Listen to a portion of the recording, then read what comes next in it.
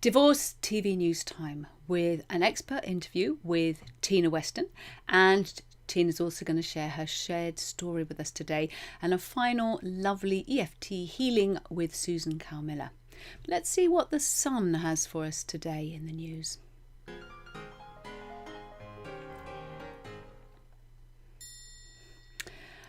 I'm going to start off with something a little bit ridiculous. This is the Sun talking about, my husband said he would divorce me if I didn't name our baby his full name. But he's awful, meaning the name presumably. A conflicted wife has revealed how she and her husband are having a serious issue naming their first child. She said her husband is so set on the name that he threatened to divorce her if she didn't go along with it. Trust me, there is a reason for me sharing this story with you. I have always looked forward to naming a child or a pet one day, and since my pets all come with names, this will be my first time naming someone, she wrote in an anonymous post to Reddit. I was so excited until my husband insisted out of nowhere that we name our son his exact full name. First name, middle name 1, middle name 2, and of course the long hyphenated last name we now share, plus the 5th. The woman, who is halfway through her pregnancy and does not know the baby's gender, explains she isn't comfortable with this name because she genuinely thinks it's awful. She even admitted that her husband was embarrassed to tell her his full name when they began dating, so she's not sure why he would want their potential son to feel the same shame. And what if it's a girl? She also took issue with the fact that women did not get a say in naming the firstborn boy in her husband's family for generations. To make matters worse, she explained that her husband was originally on the same page as her with choosing a different name, so she feels blindsided by the argument they're in. He told me this was non-negotiable and basically gave me a divorce ultimatum if I don't go along with his this name that he wants, and also insinuated that he doesn't want to co-parent a child with me if it's this hard before the birth. This is not sounding good, the mother-to-be wrote on Reddit. It's just honestly not like my husband at all to act this way, and I am so conflicted at what to do. I know that I am not going to be going along with this name, but I am absolutely gutted at the thought of my husband leaving me, she added. It's clear that the wife never expected to be in such a heartbreaking situation, says the Sun, and the internet offered some messages of support and suggestions for her. So they included, so he wants nothing to do with his flesh and blood if he's named something else. What ? One person wrote in disbelief. I definitely wouldn't stay married to any man who essentially threatened to upend our entire lives and abandon his own child over a tradition that was discussed we'd have no part in, a second person said. One user suggested calling the husband by his full name and nothing else to see how he feels about it. I thought it was quite a good one.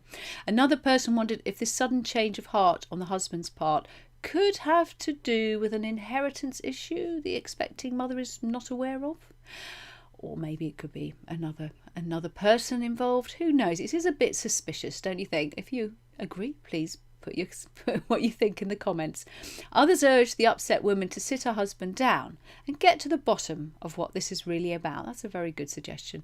As of this writing, the post had not been updated on Reddit on this situation. So naming a baby, it said, can be a difficult thing if not everyone is on the same page. This was proven true when a TikToker shared that her mother-in-law complained about her grandchild's name as she was giving birth. The reason I shared this ridiculous story is actually, and I'm not denying it must be very distressful for this woman, is that what she seems to be suddenly in is a very controlling and coercive relationship, because that's what this guy is doing. And although there were actually some quite good suggestions there, one of the lovely experts we have on our workshops, or that you can access through me via the Best Way to Divorce app, is Ruth Driscoll. She's been on the show quite a few times. Ruth helps people deal with controlling and coercive relationships, so that and I think, you know, if you're listening, lady from Reddit, I'd be very happy to give you an introduction to Ruth and see if I can persuade her to give you a free session, because I think that's what you need to do. Now, art collection. We did mention this a little while back, but this has progressed. So in BBC News, Andy Warhol divorce art auction raises $676 million in New York. So paintings and sculptures by famous artists, including Andy Warhol and Jackson Pollock, have sold at auction in New York. The collection raised more than $676 million, that's about £503 million, at auction on Monday. The 35 pieces belong to real estate mogul Harry McMachlow and his former wife Linda. The pair were told to sell the collection and split the proceeds during their 2018 divorce trial. A further 35 pieces of art are set to go up for auction next year.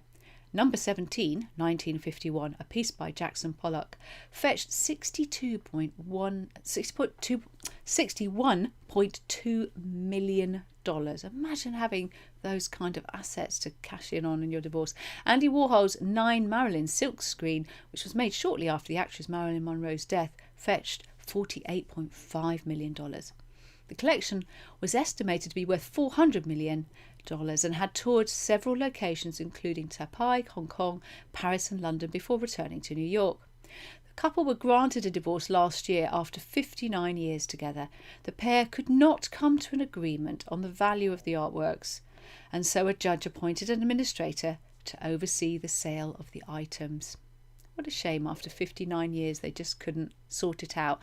And although they had a judge to do that, well, again, it's always good to mention you don't have to go to court and battle it out. You can choose an arbitrator. It's like a private judge, and often that is considerably less expensive, and you both get to disagree who that person is. Obviously, if you're incapable of agreeing on anything, then you're just going to get lumbered with someone doing it for you in a court. And last but not least, Law Society Gazette. I like this one. Costs in pension divorce case, a shaming indictment of our legal system. We need more judges speaking out like this. A family court judge has landed a man with a costs bill of £100,000 after an application to vary a post-divorce pension sharing order that was hopeless from the outset. So any of you are not happy with your divorce settlement and thinking to go back and vary it, make sure you've got a really solid case, because this guy lost out by a lot. In a ruling that was highly critical of the lawyers involved, His Honour Judge Edward Hess rejected the application and said it was high time that a line is drawn under this seemingly endless litigation. The judge said that the former couple involved, who divorced in 2017, had incurred more than £300,000 in costs between them. He added that costs should have been incurred at this level on this application is a tragedy for this family and also a shaming indictment for the legal system, even more so as much of these costs were incurred by legal teams who appear to have had limited understanding of the issues with which they were dealing.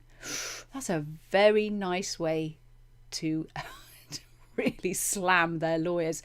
Judgment on financial remedies proceedings was handed down in 2015 and included a provision that there would be a 40% pension sharing order in favour of the wife. The husband is a commercial director and the wife, who stayed in the marital home, is a hospital administrator. So there's probably a slight difference in the pension. So that sounds very reasonable, right? Developments in the relevant company pension scheme came about in 2017 and affected how both parties saw the fairness of the operation. The wife believed she would be losing substantial amounts by receiving an external transfer of the pension, which she believed was her only choice. The court heard that neither her solicitors nor her counsel advised her of the existence of a remedy which would have solved her problem, a failure of which the judge described as disappointing. Of course, if she chatted to our Chartered Financial Planner Henry Elliston, she would have known probably a lot more than her lawyers about how to deal with this. The wife made an application for an uplift in her share of the pension, which is now accepted by her current lawyers as being wholly misconceived. The husband responded with his own application for a variation of the pension sharing order. The judge said the husband's case involved a fundamental misunderstanding about the value of the pension fund. He commented that the proper response to the wife's application would have been to resist it and point out the availability of the internal transfer rights which she had at that time. He added, "This is a clear case where the husband has taken an unreasonable view of the case from the outset and has pursued it to the bitter end. The husband was ordered to pay £100,000 £100,000 of his ex-wife's £130,487 costs in full within a month. At last, a little bit of accountability.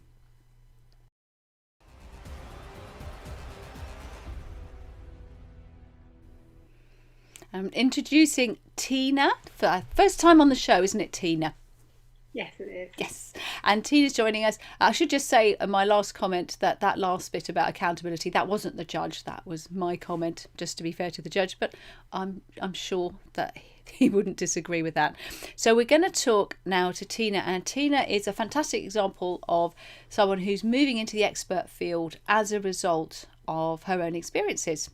Because we've met before, haven't we, Tina? Could you perhaps give an intro of how we came to know each other? Well, we came to know each other more recently again when I was going through my own divorce journey, and I wanted some advice from you to get some guidance on how best to navigate my own divorce. And I really appreciated your support and guidance because it meant I didn't have to involve solicitors and massive legal costs, but it was a much simpler way of dealing with it. So yeah, so my pleasure, but it's great to know that you're coming to you're going to talk about your new business venture in a second, but you're coming to it from a place of someone who knows that it can be done better even when it's really difficult, i.e. there's far worse places you could end up, because it's sad how often I do speak to particularly women who've already decided it's just going to be horrendous and he won't do mediation and they've kind of mapped out this disastrous scenario and actually really struggle to believe that anything else could be possible. So it's great that you were able to get over that and manage it well. So what were in that we're going to talk a little bit about your own experiences later in the shared story, but what's that led you to create? Well, I've just launched a mini retreat for mums going through separation and divorce. And it comes from a place really of my own journey of separation and divorce and finding that it was quite a lonely one at times and quite isolating, especially in the early stages when you're trying to work out, am I going to separate, yes or no? What's going to happen? And maybe you don't want to tell all your friends yet. Maybe it's all a bit tender and raw. And so that can be quite lonely. But also afterwards, when you've shared it, you don't want to lean on your friends all of the time with your experiences and your challenges of that journey. So I didn't really have any support outside of my immediate network of friends, if you like, and family. And so what I wanted to do was create connection and togetherness for women on this journey, because I find that often it's so comforting to know when other people go through something similar, or in essence it's the same journey but just their own version of it, and just to know that we all have so much in common and it's not just us and it's not just our pain. Yes, it's our story, but in the essence of it is that many people share it, and so we can support each other and not feel so alone, really.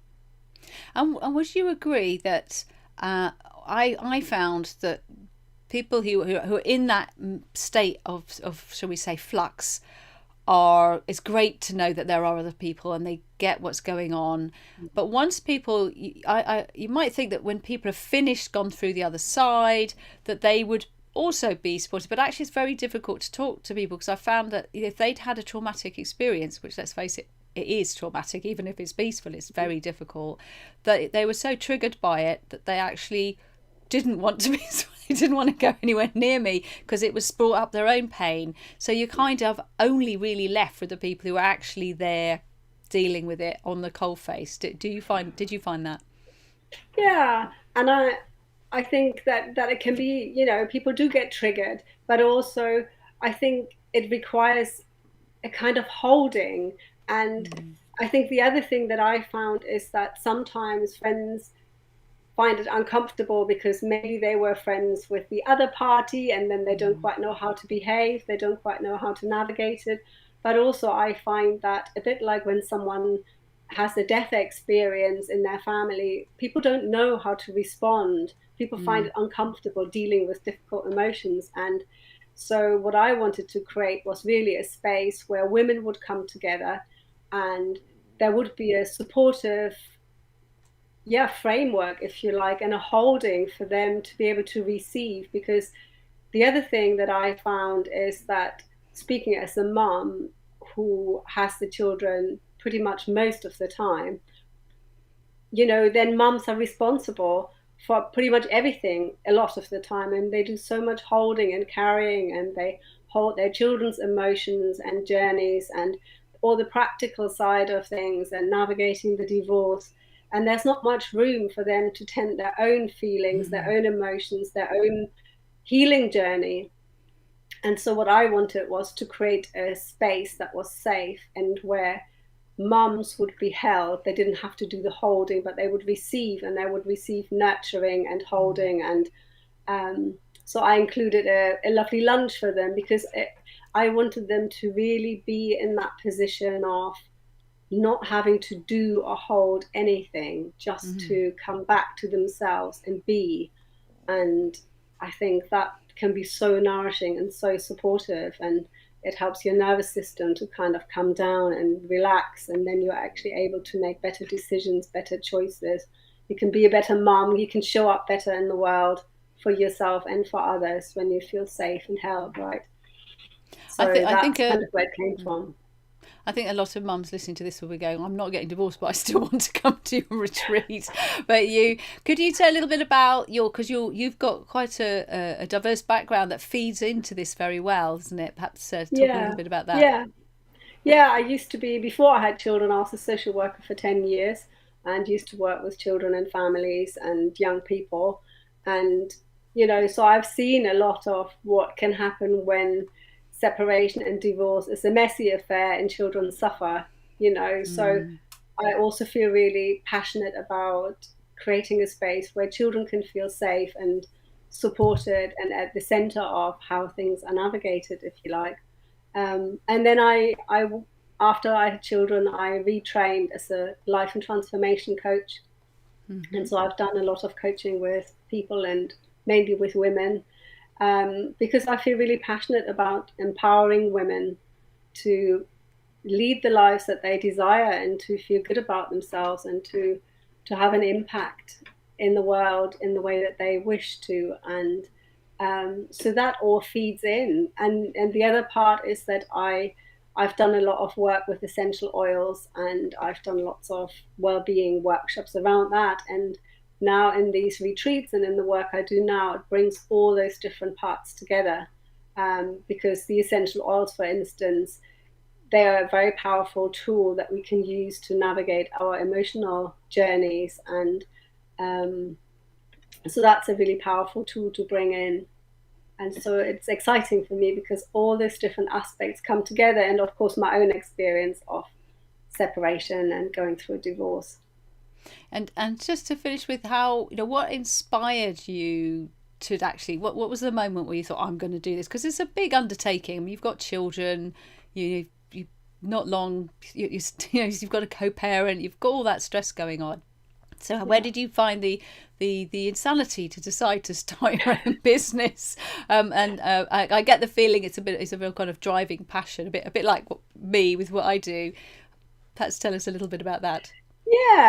Yeah, and I think it came from a place of feeling, maybe because I feel like I've done a lot of work on my own healing journey, and I feel like I've kind of coming out the other side, and I feel more myself than I've ever felt, and I feel this real passion for supporting other women to go on a journey that we can choose to do our healing work now. We don't have to wait 10 years. We don't have to wait for the children to go on their healing journey when they're adults. We can really tend ourselves today as we go through it, because then it really empowers us to make different choices and to have more impact in the world, and to feel good and well. And I think that's what happened for me, that I feel better than I've ever felt. And so I want other women to have that same opportunity to go on that journey. That's brilliant. And don't go away, because we're going to have you back shortly to hear about your own personal journey in a shared story. So thank you so much. Thank you. I look forward to that coming up, and we're going to do a little bit of a QR, or a quick QR, as the masterclass session, a little bit of teaching, not really teaching. I'm just going to share something that was inspired by some of the news stories, actually. So one of the things, as I said at the end of that piece from the judge about how toxic really our family law system can be, when you've got solicitors who drive up their fees and end up, at the end of the day, they didn't have to pay that ridiculously huge amount of money. It was the guy who, you're the ones who are held accountable financially if your solicitors go, yeah, we could do this in court, even when clearly it's massively misguided. So be careful of that. But the trouble with a lot of these things is there's not enough accountability, and that is particularly true when you're co-parenting. So I just wanted to I always sort of draw from conversations I'm having with people a lot, and one of them is about really encouraging people to go into the app. It's a free app. Go to the free welcome pack, and in there are co-parenting resources, and I've negotiated like $10, what's about £7, to create a template for a co-parenting plan. So there's no excuse, everyone can do that, and when you send it to your ex or your co-parent, they don't have to pay anything, so there's no excuse for that. And for the Our Family Wizard, you do have to pay for that, but again, it's peanuts for over the year, and it's such an important tool. So where the accountability comes in, so in theory, right, you should get your co-parenting plan template, and I would say this is a good example. So the first thing you might want to look at is agree on the dates of the school holidays, because there's no argument about that, is there? That just exists. So you agree on that, but you go for the process, you put it in, and you both say, yep, that's right. And you agree how much time each parent will have with them on those holidays, and then you put that in the plan. And then you use a shared diary like the one in the co-parenting resources and the Best Way to Divorce app, which you can turn your plan into specific actions. That's where you think, all right, well, like what dates? We've agreed, let's say 50-50 on holidays. Well, what dates what does that mean in practice? And you put that in the diary. All of this should be so simple. However, often it isn't. But what I say to people is, don't worry if the other person isn't joining in yet, because they may do later on, and I'll give you one reason why they might in a second. But what they're doing is they don't want the accountability that comes with it. But you need that accountability. When you're working together at home and everything's sweet, you can ebb and flow and get away with all of that. But when you separate, that doesn't work anymore. You need iron cast rules, and this is how we're going to do this. So let's take that example of the school holidays.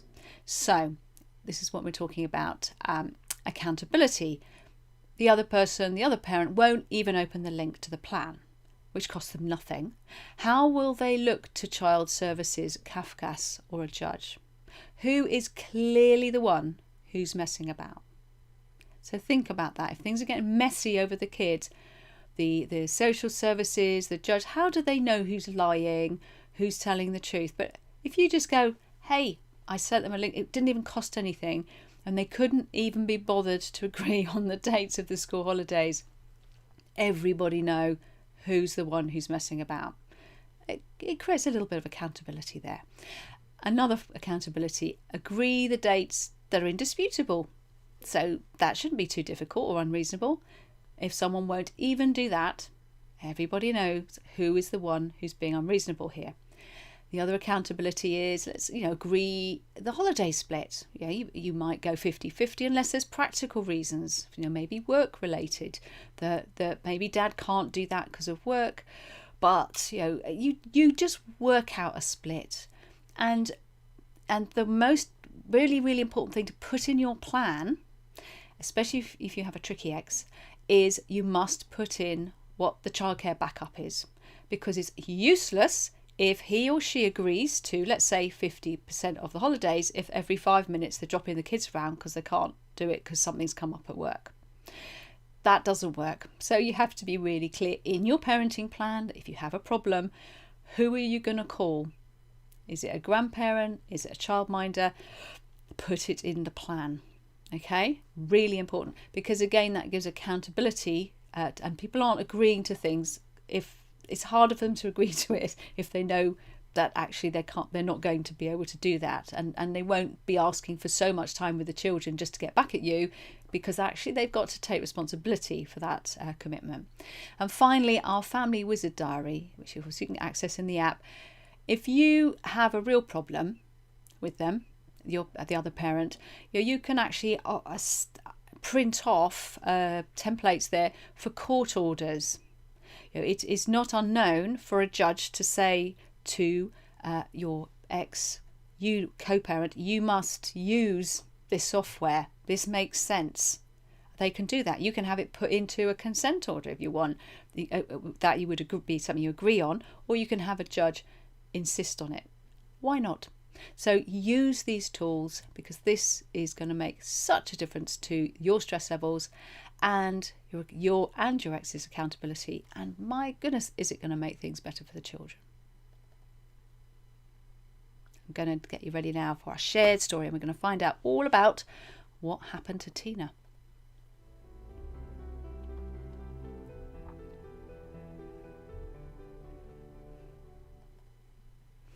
Hello again, Tina. Hi. So let us know what actually happened to you, as obviously bearing in mind this goes out onto a lot of platforms. So do feel free to change names if you want to.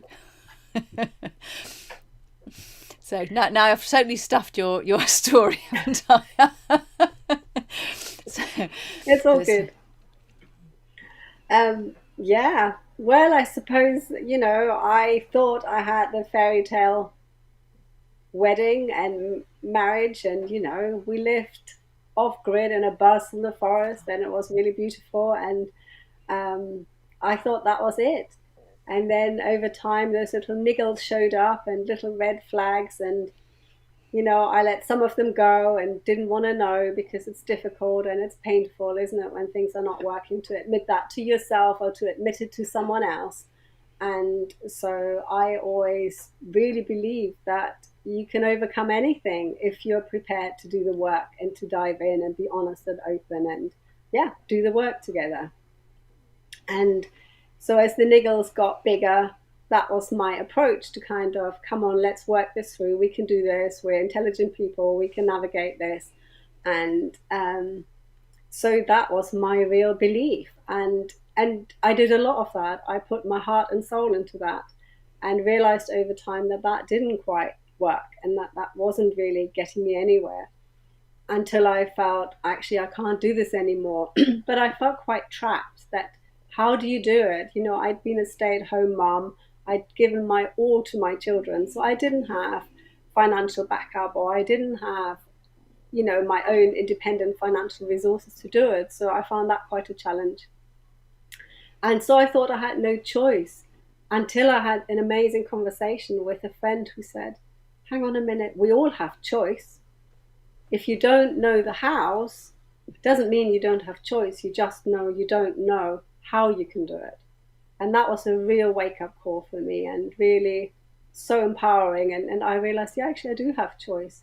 And then I did my research, and I found a way. I found a way to do it. And, I ended up living in a little sweet home with my children and navigating things. And once we'd separated, my big passion was to do the healing work there and then, and not to wait, not for the children, not for me. And so my motto was to allow emotions to arise as raw as they were, whenever they did, to create space for that, make that a priority. And so that was a big part of what we did, going out into nature every single day, connecting to the local beautiful countryside and the trees and the earth, and really ground ourselves in that way. I found that really, really helpful and supporting. And I used essential oils a lot to help us navigate our emotional journey, because the oils, as you breathe them in, they connect directly to the limbic part of your brain, where the emotions are kind of managed, if you like. And so that's a really fast way of working with emotional responses. And so we use them a lot. And then for myself, I was really committed to making real change, and I'd lost myself in my marriage, and I realized I needed to absolutely commit to myself and to put things in place that would mean I would never go back to old ways. And so I made a really drastic choice. I decided that I would marry myself and make a commitment to myself in front of my closest friends, and that's what I did. So I didn't want anything from the past to be just stored in a box or in a drawer. I wanted to take it as part of my story and transform it into something new. That was really, really important to me. So I then went on a journey with an amazing jeweler, and we had a separation ceremony, and we released the vows from our rings. And then I took my ring and cut it with my jeweler. And so, and then she transformed it into a different ring. And so now you can see, I don't know whether you can see it, it's a spiral of life. So it kind of spirals round, and I transformed it into something new that would kind of, yeah, take me to the next stage of my life, because I didn't want to deny what happened before, because it's all part of who we are. Our past is part of our present, and who we are now is part of who we become tomorrow. And so I wanted to acknowledge that as a journey. And so I also transformed my wedding dress into a new version of a dress that I wore for my ceremony.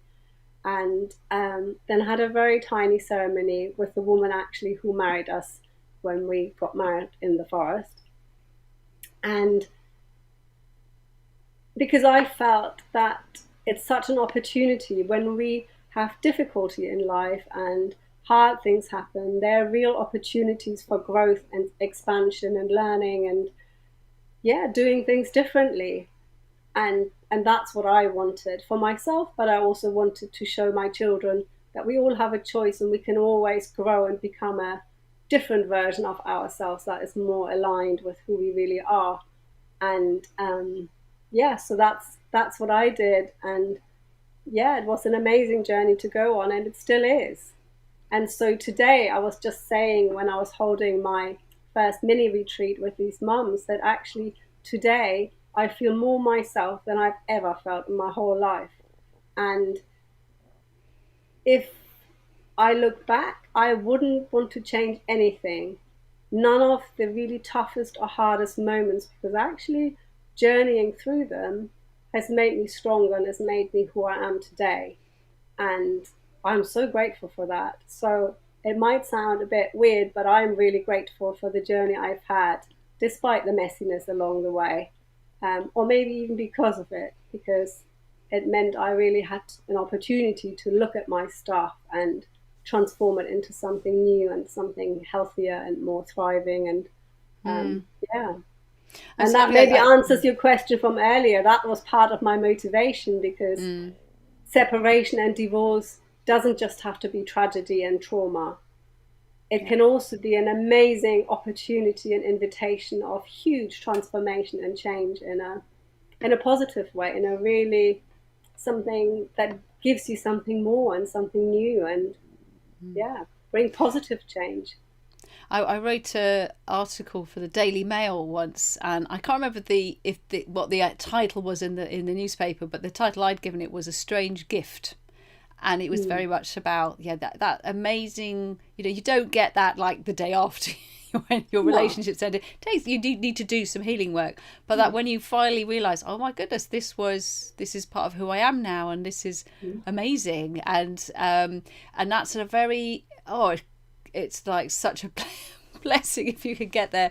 Obviously, if you've had a particularly traumatic time, maybe there's been abuse, that's all very difficult. I was going to ask you about that actually in a second, because there's a question that I'm thinking, I bet people are asking this question. But before I say that, to position it right, I think everything you're saying, how joyful for your children to be able to look at their mother who has no resentment or bitterness at all towards the time she spent bringing them up with their dad. I mean, that's a horrible thing for them to have to think could happen, and you've taken that out of the equation, not only for your own benefit but hugely for them, because for them to feel that, oh God, my parents wish they'd never been together, that's a big load for children to carry, because they always, well, revolves around them, doesn't it? They're not going to think, well, it's nothing to do with me. So for me, that's probably the most powerful thing, so outcome, if you like. But the one little question I wanted to ask before you go is, some people will be listening to this and go, well, they must have been quite, amicable. It must have been easy. It wouldn't have worked for me. Yeah, I thought so. So as much as you can, bearing in mind you have children, and I don't know if they're ever likely to watch this, but do it right. But perhaps you can answer that, because I think it's important that people don't make those kind of excuses to themselves, because they're going to miss out. Yeah, no, it was messy, very messy, and it still is. And there are times when it's very traumatic and, really upsetting and really, really stressful, and when you have experiences build up over time, you have your own trauma and stress responses in your body, And I definitely didn't have an easy ride, far from it, actually. But I think it was because of that, because I felt even more inspired, because I was thinking, actually, no, I chose to go separate ways, so I'm not going to allow the other person to have that level of impact on me and on my life anymore. I am going to commit to healing so much that I can create something new, that I won't be so permanently affected by it. And don't get me wrong, I have messy days, and I have days where I feel it's really hard and it's really painful and it's tough. But now those days are far less than the days that are different. And I think that has been a journey over the last 4 years to really dive deep into that healing. And I was committed. That was what I did every single day. I tended those wounds. I tended those things that needed healing in order to get to a different place. Because I also want to show my children, we can all go through tough times, but you can always choose to meet the pain and to heal it and transform it and create something new. And we've created some magical new family traditions together, and so there is a lot of magic. And there is also the not to say that Christmases and birthdays are not hard moments. Of course they are.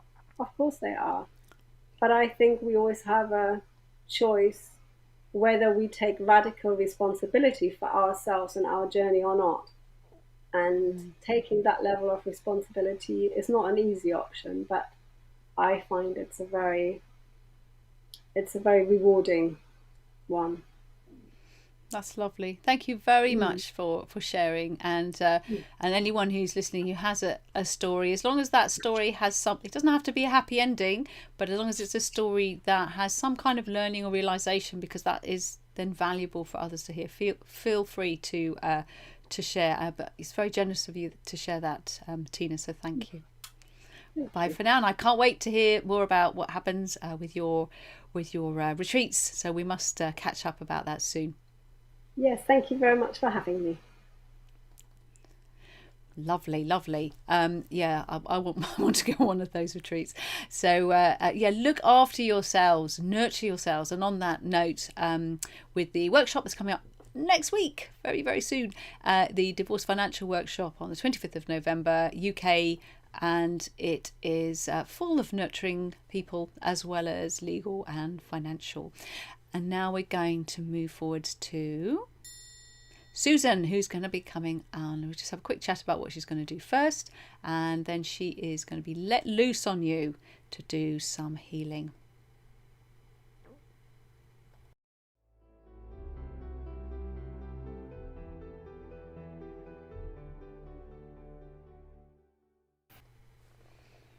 And I'm going to now welcome Susan to be with us. Thank you for joining us.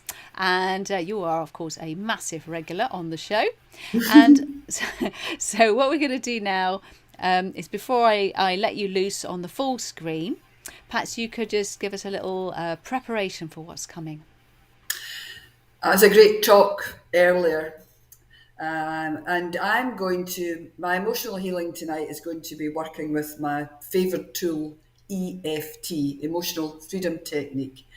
And it's going to be quite assertive with a jump from stress to the possibilities that we can get over that just in a flash as an excellent quick fix. This tool is used by people all over the world, different professions. It's an excellent tool.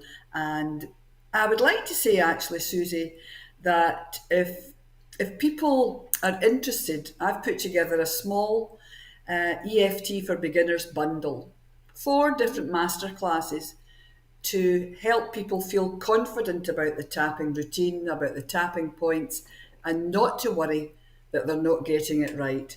If people enjoy the experience, then it's ideal so that they're confident from the word go. And particularly useful, of course, for those who are listening on the podcast version who are thinking, I have no idea if I'm doing this right. So if they need to do is look at the links afterwards, and they'll be able to. I know you're very good at popping in links and giving the information. So you're going to get everyone a link so they can find that easily, yeah? Yes, absolutely. Yeah, that's it. Brilliant. I shall let you loose. Okay, thank you. Okay, this evening, as I mentioned, we're going to experience an assertive and positive tapping routine. EFT is Emotional Freedom Technique, and it's used by many professionals to help many people ease their stressors and anxieties. To share, and I'm going to be sharing how your energy can shift from feeling low to feeling refreshed, good, able to get on with your day. And we'll finish with a lovely empowering energy share. During this, I will ask you some questions. I'll let you know when this is happening. And I'm looking for you to respond like the snap of your fingers, a gut feel answer. I might ask you what number out of 10 you're feeling the little bit of emotional disturbance, because I'm going to keep you safe. And I might ask you where you feel things happening in your body. And importantly, I would love you to maybe become aware of when your energy's changing to improving, to being positive, because you may find that your tummy rumbles, you may burp, or I'm a yawner, I yawn when the energy is released. So let's see how we're going to start, what I decided that we're going to do. We tap on energy channels of the body, energy meridians. And if you're new to tapping, please just follow me. There'll be a lot of me saying, repeat after me. And that's really all you need to be concerned about. First of all, we're going to tap on the energy channels, and we're going to use, if you can't see me, I'm using the tips of my fingers on the top of my head, gently tapping. I move down to the eye socket, and we tap at the corner of the eye next to the nose. We move across to the side of the eye nearer the ear. And then we tap on the lower eye socket, the lower part of the socket. Ever so gently, no black eyes, please. Then under the nose. 2 or 3 fingers, gently for a very few seconds. Chin. Then the collarbone. There's a lovely spongy bit under the collarbone, just gently tap there. And then under the arm. So I'm inviting you now to start tapping on the karate point of your hand. We're going to start with a statement. Now you can chop and change whatever side you're tapping on. It's totally up to you. You might see me chop and change.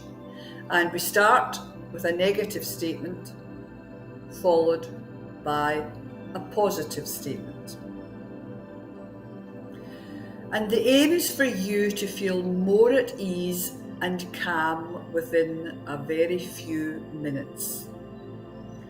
So, let's start now. Repeat after me. Even though some things have been a struggle this week, I'm feeling reasonably okay right now. And repeat, please, even though some things have been a struggle this week, I'm feeling reasonably okay right now. Fingertips to the top of the head and repeat. It's been a bit of a struggle this week. Moving to the corner of the eye, up and down feelings. Gently tap the side of your eye, struggling to get things done. Underneath the eye socket, the eye and the eye socket underneath on the bone. Struggling to feel okay. Now under your nose. It's been a tricky time. Sometimes feeling stressed on the chin point. Collarbone, sometimes feeling really good. And then underneath the arm, a whole mixed bag of feelings. For the next round, I'm not going to name the points. So I'm going to ask you to be thinking about at the same time where you feel any stress in your body, where it's held in your head or behind your eyes or in your tummy. So just repeat after me, please. I'm starting at the top of the head. Very short phrases. I felt angry. I felt sad. I've been very stressed. I felt low and uncomfortable. I felt anxious. I felt so ill at ease. And I don't like feeling this way. But it happens regularly.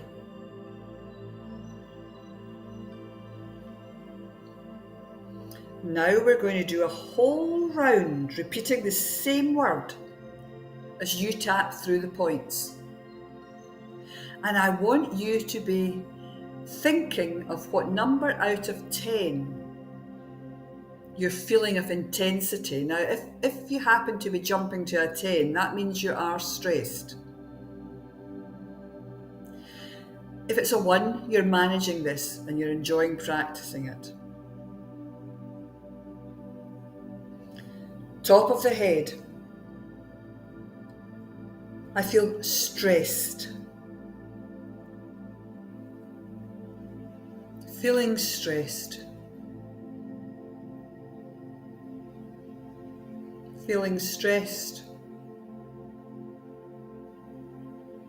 All the time you're doing this, please think what number that intensity is. If it happens to be very high, stop. Just listen.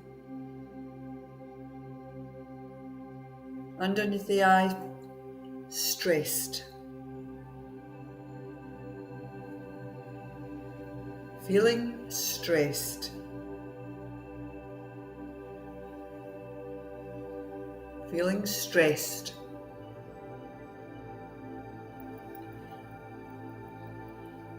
Feelings of stress.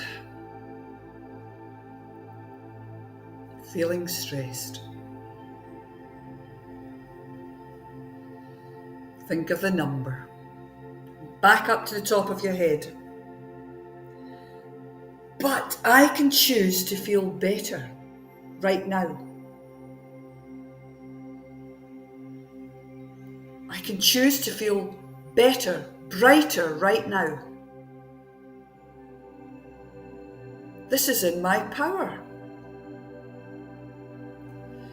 Choosing ease, I feel brighter and more at ease in my head.